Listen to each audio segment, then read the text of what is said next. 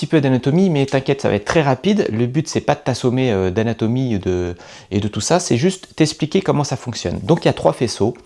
Et encore, depuis quelque temps, j'ai vu une étude qui disait que ça se trouve, il n'y avait pas 3 faisceaux.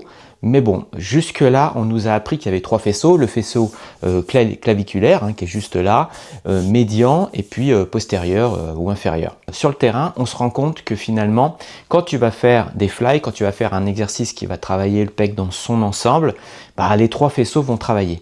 Et même si par exemple on utilise des petites diodes, des petits électrodes comme ça pour sentir la stimulation musculaire, bah, on se rend compte que le claviculaire il travaille même quand tu fais des dips et du décliné, et puis le faisceau inférieur va travailler même quand tu fais de l'incliné. Donc tu vois, c'est là encore, je pense que c'est beaucoup lié à chacun.